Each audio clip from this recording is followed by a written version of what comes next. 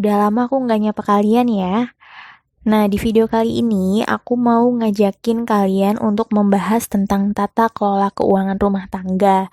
Nah, kalau kalian udah pernah ngeliat videoku sebelumnya yang tentang membahas tentang tata kelola keuangan, itu sama aja, cuman bedanya kalau di videoku sebelumnya itu tata kelola keuangannya itu menggunakan cara konvensional. Nah, sekarang aku mau ngajakin kalian untuk menata keuangan kamu dengan cara yang lebih up to date, yaitu dengan cara digital gitu. Jadi pertamanya adalah kita harus install dulu nih aplikasinya. Aplikasinya bisa dibuka di App Store atau di Play Store, itu namanya Good Budget ya. Jadi kayak gini. Ini yang warna hijau karena aku udah install, jadi aku nggak perlu install lagi, tinggal di open aja gitu. Nah, jadi untuk tampilannya itu seperti ini, Good Budget. Nah, ini dia. Nah, aplikasinya sendiri ini itu ada beberapa menu di dalamnya. Ada envelope, ada transaction, ada account, ada report, dan lain-lain gitu. Jadi ini teknisnya sama, itu untuk mempost-postkan budget kamu setiap bulannya. Kalau di videoku sebelumnya itu menggunakan amplop beneran ya, amplop dalam bentuk fisik yang nyata. Nah, kalau di sini sama aja amplop, tapi bentuknya virtual gitu. Jadi sebenarnya konsepnya sama aja. Ini aku mulai ya. Di tombol di sudut kiri atas itu ada menu edit, bisa diklik. Di situ ada add envelope. Nah, di sini misalnya untuk pos pertama di dalam kebutuhan ini aku untuk uh, bohongan aja, misalnya belanja bulanan gitu. Belanja bulanan, oke. Dan nah, di sini untuk budgetnya ini kalian tentuin nih berapa untuk pos pengeluaran belanja bulanan gitu. Kalau misalnya aku sebulan itu 500.000. Nah, save gitu. Jadi di sini udah ada amplop belanja bulanan, di situ ada uang virtualnya 500.000. Nah, ini aku tambah lagi, misalnya di sini selain ada belanja bulanan, ada di sini ada menu-menu default yang lainnya, tapi kalian juga bisa untuk menambahkan. Misalnya di sini ada groceries. Nah, groceries misalnya ya aku kasih budgetnya 300.000. Nah, ada lagi misalnya untuk apa lagi ya? Rent ya, misalnya kalian masih ngontrak atau membayar cicilan, itu bisa di sini dialokasikan dananya. Di sini aku umpamakan misalnya 1 juta. Nah, oke, terus apalagi biasanya pengeluaran kamu untuk per bulannya apa? Misalnya untuk pendidikan misalnya. Sekolah ya, sekolah anak misalnya. Sekolah anak, oke. Di sini ada misalnya 1 juta. Gitu. Oke.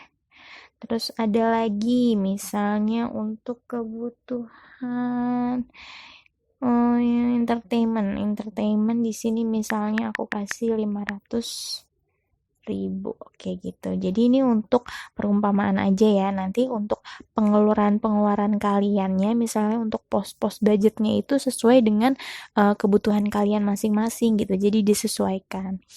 Nih kalau misalnya ini udah, terus jangan lupa untuk, nah gini, ini udah ya belanja bulanan 500.000 grosis. Nah, ini tuh di atasnya masih ada 0. Nah, 0 itu apa sih? Nah, 0 itu karena kita belum isi amplopnya. Jadi, kita harus isi dulu nih uangnya. Kita tekan menu transaction, tuh klik di tombol kanan atas. Ini bentuknya add income gitu. Oke, misalnya di sini aku kasih perumpamaan ya. Misalnya di sini 10 juta. Receive from misalnya gaji kantor. Gaji kantor gitu. Nah, ini schedule-nya misalnya kalian bisa nih schedule-nya. Gajinya itu misalnya kan per 4 minggu sekali ya. Tahu every month. Nah, gini. Jadi tuh nanti dia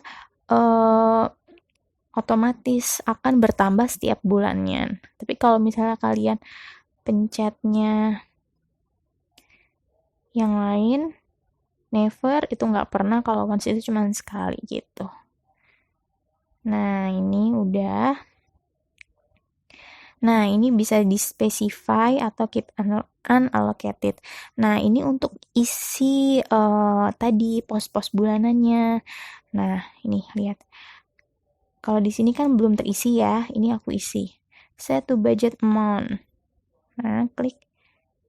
Dan berarti ini udah terisi amplopnya sebesar budget yang udah kamu tentuin. Ini juga.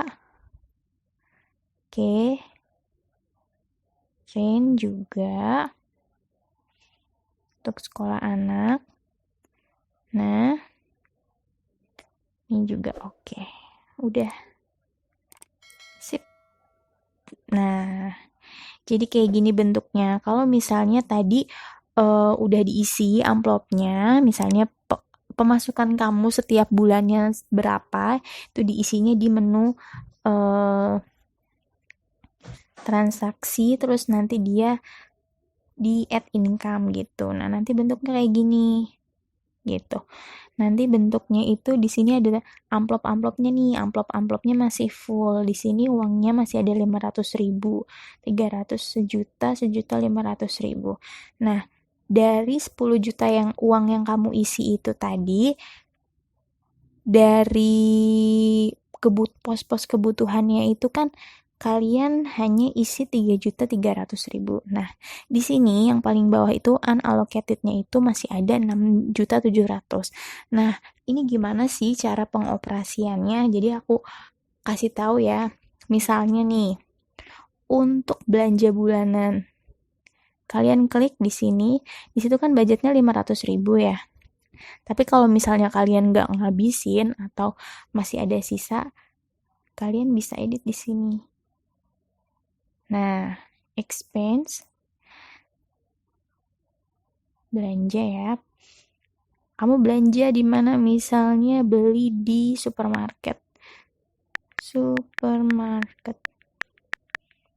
Oke. Berapa sih? Misalnya kamu cuma ngabisin 350.000 dari belanja bulanan gitu. Schedule-nya never karena kan nggak pasti ya. Oke. Save. Nah, gitu. Jadi di sini ada detailnya nih. Desember 9 2020 kalian udah mengeluarkan sebesar 350.000 untuk belanja ke supermarket kita. Ini kan, nah, jadi tuh di atasnya yang tadinya 500.000 itu jadi 150.000. Itu menandakan apa? Menandakan bahwa budget yang kamu siapkan untuk belanja bulanan itu tinggal 150.000.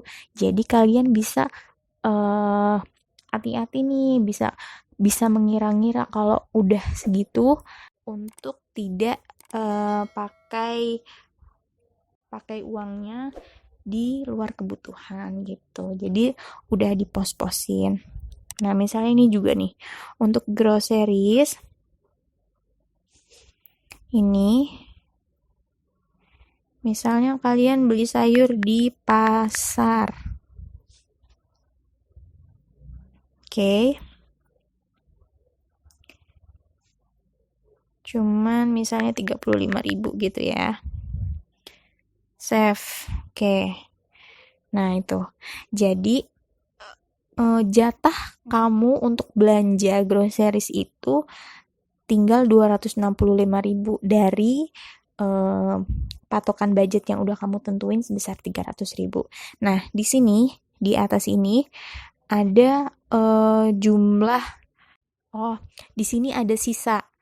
Sisa dari uang yang kamu pakai untuk belanja gitu. Nah, untuk menu-menu yang lainnya, di sini, oke.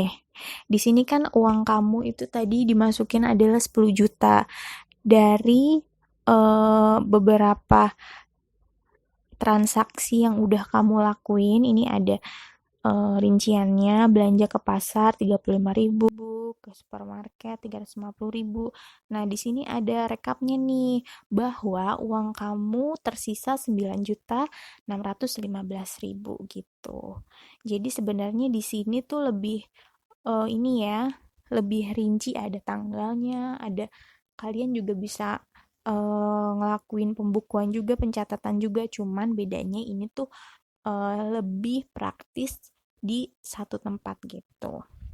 Nah, di menu report itu di sini juga ada nih reportnya untuk spending by envelope-nya itu, misalnya di Desember, dari Desember 1 Desember sampai 31 Desember itu kamu total spendingnya ada berapa. Di situ ada dari 350.000 dan 35.000 itu ada. Nah, ini detailnya bisa di gitu. Nah, lengkap kan? Nah, ini juga nih ada income vs spending. Income kamu 10 juta, spendingnya so far masih 385.000 karena ini cuman perumpamaan ya. Oke. Nah, itu jadi kamu bisa lihat nih. Jadi sejauh ini eh, income sama spendingnya itu masih bagus. Jadi kamu nggak melebihi income untuk belanjanya. Gitu deh. Jadi untuk apa ya, sistemnya tuh masih sama. Intinya sih untuk mengamankan pos-pos budget pengeluaran bulanan kamu. Kalau yang di sebelumnya itu menggunakan cara konvensional, tapi kali ini menggunakan cara yang lebih praktis, yaitu menggunakan handphone atau digital. Nah, untuk asal kamu tahu aja, for your information, ini ada di handphone dan ini juga tersedia di website. Jadi kalian juga bisa buka lewat laptop atau PC gitu. Jadi itu tadi sedikit informasi dari aku, semoga membantu kalian dalam perencanaan keuangan rumah tangga kalian.